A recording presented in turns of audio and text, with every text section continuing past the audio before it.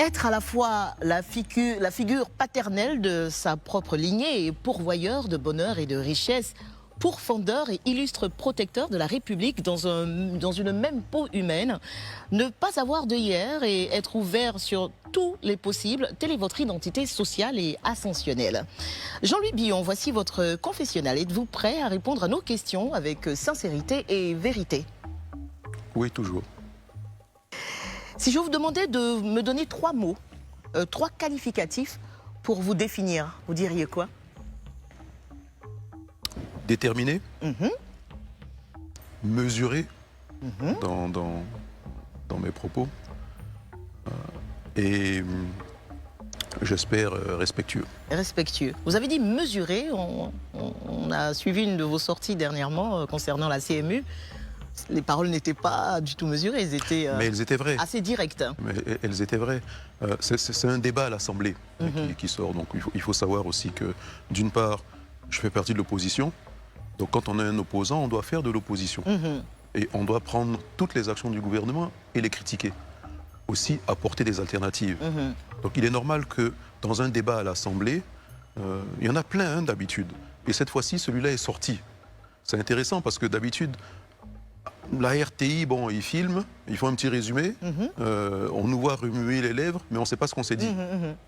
Et là, par contre, un caméraman a fait sortir les propos et ça a été viral. Bon. Est-ce qu'on peut rajouter aux 3 mots que vous avez choisis intrépide? Bon, pas vraiment. Pas vraiment. Quel est votre défaut que vos proches vous pardonnent le plus facilement? Casanier. Ah, vous ne sortez pas beaucoup? Pour travailler, oui. Mais par exemple, vous ne me voyez pas dans les bars ou dans les boîtes de nuit ou tout ça. Non, pas vraiment. Non. Et ça, c'est dû à quoi, ça? Mon hygiène de vie, je fume pas, Vous ne buvez pas bois d'alcool? pas, tout ça. C'est un choix. C'est par hygiène de vie, oui, plutôt. Vous voulez rester frais. N'est-ce pas?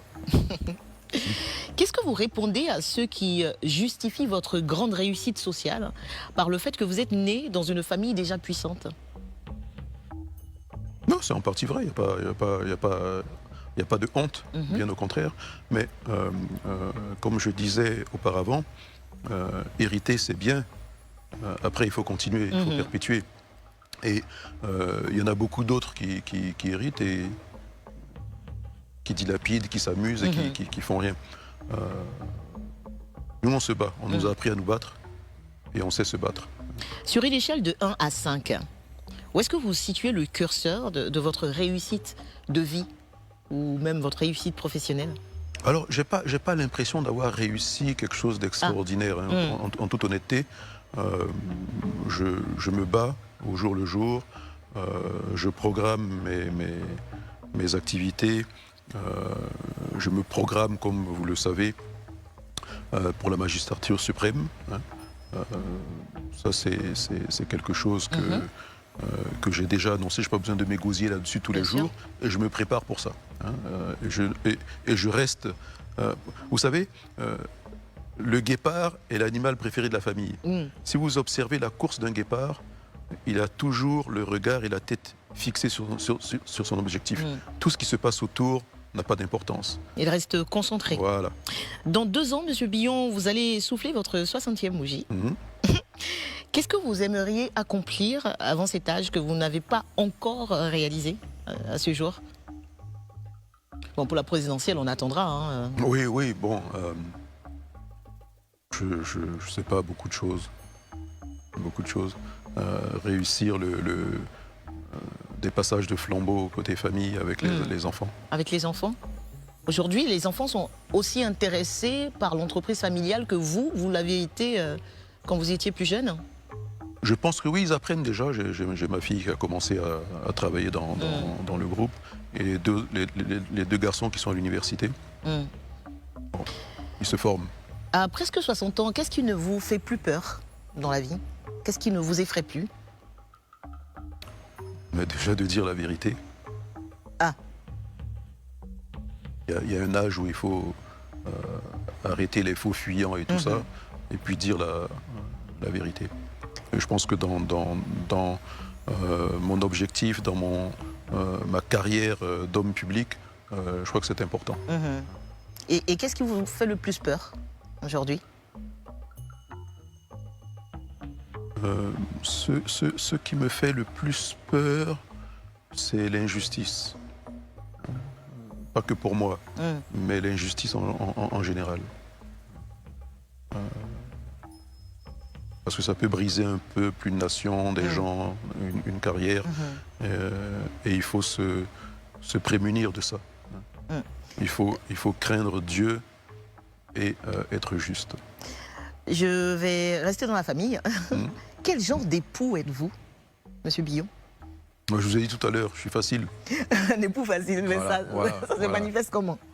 Ça se manifeste. Vous ne dites pas oui à tout ce que votre femme veut, non? Non, pas du tout. Mais bon, je pense ne pas être très compliqué. Il y en a qui sont compliqués. Déjà, je mange tout. Oui, déjà. Déjà, vous faites la c'est- cuisine. C'est facile. Je bois pas, je fume pas. J'écoute ma musique peut-être un peu fort. Comme j'ai dit, je suis casanier. Casanier, mes chiens rentrent le un peu rêve de partout. toutes les femmes. Voilà, mes chiens rentrent un peu partout. Bon, voilà quoi. Et quel genre de papa vous êtes? Est-ce que vous êtes une main de fer dans un gant de velours ou plutôt un papa chocolat? Non, j'aime bien jouer avec les enfants, Hein? avec mes enfants, avec mes nièces, neveux. Il y a l'autorité parentale et puis il y a les amis aussi. Donc mon père était un petit peu notre ami, notre grand frère, tout en restant sévère quand il fallait. Quelle est la plus dure épreuve de votre vie que vous avez encore du mal à surmonter aujourd'hui? La perte d'être cher. Je veux dire, mon petit frère, il me manque, mon père aussi. Bon, c'est pas facile. Surtout plus jeune que moi, vous voyez. On n'est pas préparé à ça. Alors, Monsieur Billon, c'est vrai que j'avais promis ne pas parler politique, mais ma langue me gratte. Vous parlez comme les Ivoiriens. Vous n'étiez pas au bureau politique qui a proposé le président Henri Konan Bédié comme candidat unique au prochain congrès. Est-ce que vous êtes en accord avec cette décision ou plutôt vous faites partie de ceux qui la contestent au sein du parti? Alors, bon, j'y étais pas parce que j'avais un conseil d'administration. Ah, ok. Donc, c'était pas un boycott? Oui, non, c'est pas un boycott. J'ai pas pu y aller. Et en plus, c'était à Daoukro, donc il fallait se déplacer et tout ça. Moi, c'était sur Abidjan. Donc, moi, je n'ai pas de problème avec. Mais il y en a qui contestent ça. En disant il faut rajeunir le parti et tout ça. C'est vrai qu'il faut rajeunir le parti. Dessus, je veux que les jeunes aient plus de présence au parti et prennent la suite. Le président Bédié s'est battu pour la survie du parti. Donc, personnellement, moi, quand je l'ai rencontré, je lui ai dit, parce qu'à un moment donné, il y en a qui ont dit oui, le jeune veut ta place, tout ça. Et j'étais allé lui présenter des excuses en disant si ça a été mal interprété, je m'excuse. Il y en a qui ont cru que ça voulait dire que je me retirais, pas du tout. Je lui ai dit, vous connaissez mon ambition. Je ne veux pas être président du parti. Je veux être président de la République. C'est deux choses différentes. Donc il peut rester président du parti. Mais moi, j'espère avoir la caution de mon parti pour être le candidat du parti. Ah, donc, du coup, votre candidature à la présidentielle de 2025, c'est une volonté qui est inébranlable.